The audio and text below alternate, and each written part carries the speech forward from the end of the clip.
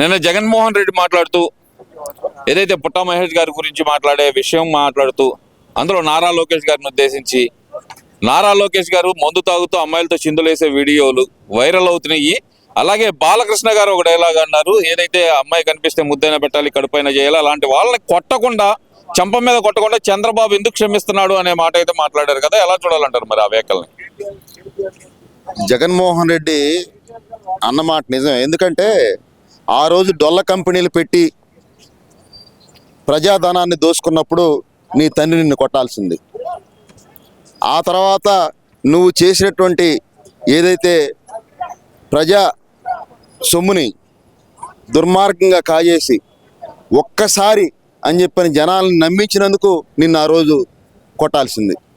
ప్రజలు ఎప్పటికప్పుడు నువ్వు చేసిన పనుల్ని ఎక్కడా కూడా పట్టించుకోకుండా ఒక్కసారి అడిగినందుకు ప్రజలు నీకు ఓటేశారే, అప్పుడు ప్రజలు నిన్ను కొట్టాల్సింది. నువ్వు చేసిన అఘాయిత్యాలు రాష్ట్రాన్ని దాచుకొని ఎక్కడా కూడా అభివృద్ధి చేయకుండా అభివృద్ధిని కుంటి చేసినందుకు నిన్ను కొట్టాలి. అంటే ఇక్కడ ఇప్పుడు అప్రస్తుతమైన బాలకృష్ణ గారి టాపిక్ తీసుకోవడానికి గల కారణం ఏమనుకోవచ్చు అంటారు? అతను ఏదో ఒకటి మైక్ ముందుకు వచ్చినప్పుడు ఏదో ఒకటి మాట్లాడాలని ఉద్దేశం తప్పితే ఏ రోజు సబ్జెక్ట్ గురించి మాట్లాడింది లేదు. ప్రతి విషయం కూడా వస్తాడు, ఏదో మాట్లాడతాడు, ఏదో ఒకటి విషయం చిమ్ముతాడు, బురద జల్తాడు, వెళ్తాడు తప్పక ప్రజల మీద ప్రేమతో మాట్లాడే సందర్భం ఏ రోజు కూడా నాకు కనపడలేదు. వైఎస్ఆర్సీపీ ట్రేడ్ మార్క్ అంటే దేశవ్యాప్తంగా ఒక సంచలనం సృష్టించింది, విలువలకు విశ్వసనీయతకు పెట్టింది పేరుగా నిలిచింది వైఎస్ఆర్సీపీ పార్టీ అనే మాట జగన్మోహన్ రెడ్డి గారు చెప్తున్నారు కదా, అది నిజమే అనుకోవచ్చు అంటారా?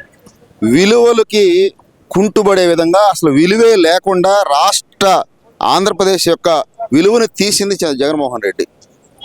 అసలు అతను ఎన్ని కంపెనీలు పెట్టినా ఏ రకంగా చేసినా ప్రతిదీ కూడా బోగస్ తప్పక ఇంకో కారణం లేదు. మూడు రాజధాని అని చెప్పి మూడు ముక్కలు ఆటాడి ఏ రోజు ఒక ఇటుకరాయి కూడా పెట్టిన దాఖలాలు లేవు. అతను రాష్ట్రం కోసం చేసిన పరిస్థితి లేదు, రాష్ట్రాన్ని అధోగతి పాలు చేశాడు. అతనికి విలువలకి చెప్పే పరిస్థితే అతనికి నోటిగుండా మాట్లాడే అర్హత కూడా అతనికి లేదు. మీరు గర్వంగా కాలర్ ఎత్తుకొని చెప్పుకునేలాగా నా పరిపాలన సాగింది, ఇప్పుడు కూటమి ప్రభుత్వం కుంటుపరుస్తుంది మొత్తం నేను చేసిన అభివృద్ధిని అనే మాట జగన్మోహన్ రెడ్డి గారు చెప్తున్నారు కదా, అది ఎంతవరకు వాస్తవం అనుకోవాలంటారు? రాష్ట్రంలో కంపెనీలు అంతకుముందు ఎంఓఐని కూడా తరివేశావు. రాష్ట్రంలో అభివృద్ధి జరగలేదు, సంక్షేమం జరగలేదు.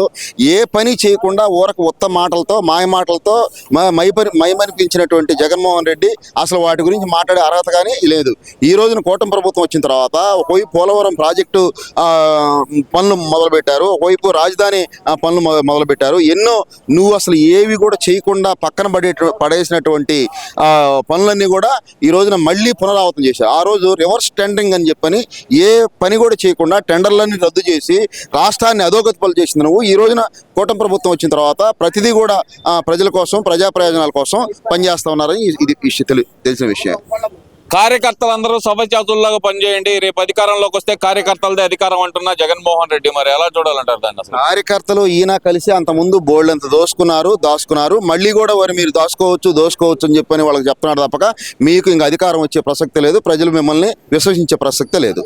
మీరేం విశ్వసించరు అంటున్నారు, అసలు ప్రభుత్వం మీద పూర్తి వ్యతిరేకత ఉంది. ముఖ్యంగా బిఆర్ నాయుడు గారి విషయంలో అసలు ఏ మాత్రం చర్యలు తీసుకోలేని చంద్రబాబు నాయుడు గారిని విమర్శ అసలు తరిమి కొట్టడానికి ప్రజలు సిద్ధంగా ఉన్నారనే మాట అంటున్నారు కదా. అసలు ఇప్పుడు బిఆర్ నాయుడు గారి విషయంలో ఆయన మీద కావాలని బురద చల్లటం, మీరు కల్తీ నెయ్యి కలిపి కల్తీ లడ్డు చేపించి ప్రజలకు పంచింది మీరు, కల్తీ మనుషులు మీరు, కల్తీ ఆలోచనలు చేసింది మీరు, సిట్టు కూడా ఆధారాలతో సహా కల్తీ చేసిందని చెప్పినప్పటికీ మీరు కాదు మీరు దొంగతనం చేసి దొంగ అని ఎదుటివాడి మీద దిద్దే ప్రయత్నం తప్పక మీరు మంచిగా ఏది చేయాలనే ఉద్దేశంతో ప్రతిసారి ఏదో ఒక విషయం చెబుతున్నారు, విషయం కక్కే ప్రయత్నం చేస్తున్నారు, కానీ అసలు విషయానికి రావట్లేదు. అంటే ఆయన అంటున్నాడు కదా, మళ్ళీ అతి త్వరలోనే నా పాదయాత్ర మొదలవుతుంది, దానిలో భాగంగానే వీళ్ళందరినీ ముఖ్యమైన ప్రాంతాల నుంచి నాయకుల్ని కలుస్తున్నాను, ఇదే దానికి ఆరంభం అంటున్నారు కదా, దాన్ని ఎలా చూడాలంటారు? అతను పాదయాత్ర చేసినా పొద్దుపోని యాత్ర చేసినా ప్రజలు నమ్మే పరిస్థితి లేదు. మీరు అంటే ఇప్పటి నుంచే మేము వస్తే అది చేస్తాం, ఎరగజేస్తాం, రఫా ఆడిస్తాం, ఏదేదో మాట్లాడుతానంటే ప్రజలు నమ్మే పరిస్థితి ఉందా? ప్రజలకి అర్థమవుతా ఉంది నువ్వు ప్రతిదీ దాచుకోవడానికి మీకు రాజ్యం కావాలంటున్నారు తప్పితే ప్రజల మీద విశ్వాసం లేదు. నీకు ప్రజల మీద విశ్వాసం ఉంటే అసెంబ్లీకి వెళ్ళి అసెంబ్లీలో నువ్వు ప్రజల యొక్క పోరాటం చేయాలి తప్పితే నీకు ఊరక బయట నుంచి మాట్లాడడం తప్పక నీకు చిత్తశుద్ధి అనేది లేదు. అసెంబ్లీ వేదికగా మనం గలం వినిపించలేకపోతున్నాం. దానికి ప్రతి నియోజకవర్గం నుంచి మనం గట్టిగా పోరాడాలి. గ్రామ స్థాయి నుంచి పార్టీని ఏదైతే కనుక పటిష్ట చేసుకుంటా వద్దాం. ఇప్పుడు ఎవరైతే పోరాడతారో పార్టీ తరపున వాళ్ళకే రేపు పదవులు అంటూ ఆయన చెప్తున్న మాట, దాన్ని ఎలా చూడాలంటే నీకు నోట్లో నుంచి వచ్చేదానికి నువ్వు చేసేదానికి సంబంధం ఉండదు.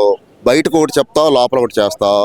నువ్వు అధికారంలో ఉన్నప్పుడు కనీసం ఎమ్మెల్యేలకి కార్యకర్తలకి కనీసం ఏ రోజైనా సరే నువ్వు ఇంటర్వ్యూ ఇచ్చినటువంటి పరిస్థితి కానీ నువ్వు కాల్ షీట్ ఇచ్చిన పరిస్థితి కానీ లేదు. అలాంటి వ్యక్తివి ఈ రోజున మళ్ళీ ఏదో చేస్తా అంటే ఎవరు నమ్మే పరిస్థితి అయితే లేదు. నారా లోకేష్ గారిని అయితే కనుక ఒక రకంగా టార్గెట్ చేసినట్టయితే కనిపిస్తుంది జగన్మోహన్ రెడ్డి గారు. ఎలా చూడాలంటారు? ఈ టార్గెట్ ఎందువల్ల అనుకోవచ్చు అంటారు? ఈ రోజున నారా లోకేష్ గారు తిరుగులేని నాయకుడిగా, తిరుగులేని శక్తిగా ఎదిగాడు కాబట్టి నువ్వు అతను టార్గెట్ చేస్తా ఉన్నావు. అతను నువ్వు ఏం చేయలేవు. అతను ప్రజల మనసు ఈ రోజున దోచుకున్నాడు, ప్రజలతో ఉంటున్నాడు, ప్రజల కోసం పనిచేస్తున్నాడు, ప్రతి విషయం వివరంగా చెప్తున్నాడు, అన్ని విషయాల్లో కూడా ప్రజల్లో మమేకమై ఈ రోజున పనిచేస్తున్నాడు కాదని చెప్పి నువ్వు ఆయన విషయంలో మాట్లాడుతావు తప్పితే నీకు అసలు మాట్లాడే చిత్తశుద్ధి కానీ అర్హత కానీ అసలు నీకు లేదు. ఇప్పుడు ఆయన చాలా కన్ఫర్మ్ గా చెప్తున్నారు కదండి జగన్మోహన్ ప్రభుత్వంలో ఉన్నప్పుడు ఎవరైనా మాట్లాడడానికి లేదు. నేననేది అది. జగన్మోహన్ రెడ్డి గారు చెప్తుంది ఏంటంటే కనుక ఈసారి మామూలుగా ఉండదు నాతోటి అనే మాట అయితే చెప్తున్నారు కదా. అదే ఈసారి మామూలుగా ఉండదనే ఉద్దేశం ఏదైతే నీ మనసులోకి వచ్చిందో ఆ మామూలుగా ఉండేదానికి అసలు అవకాశం ఇచ్చే పరిస్థితి లేదు. నిన్ను ముందు కూడా ఈ రాష్ట్రం నుంచి తరివేసే పరిస్థితి ఉంటుంది తప్పితే నీకు రాష్ట్ర ప్రజలు నీకు పట్టం కట్టే పరిస్థితి లేదు. నువ్వు అపోహలు కానీ ఆ ఆలోచనలు కానీ నీకు అవసరం కూడా లేదు. నువ్వు చేసేటువంటి పనులు ఎప్పుడైతే ప్రతిపక్షలో హోదా కూడా లేకుండా చేసినటువంటి ప్రజలు మళ్ళీ నీకు పట్టం కడతారనేది ఉత్తమాట. దాన్ని నువ్వు తీసుకోవాల్సిన అవసరం లేదు.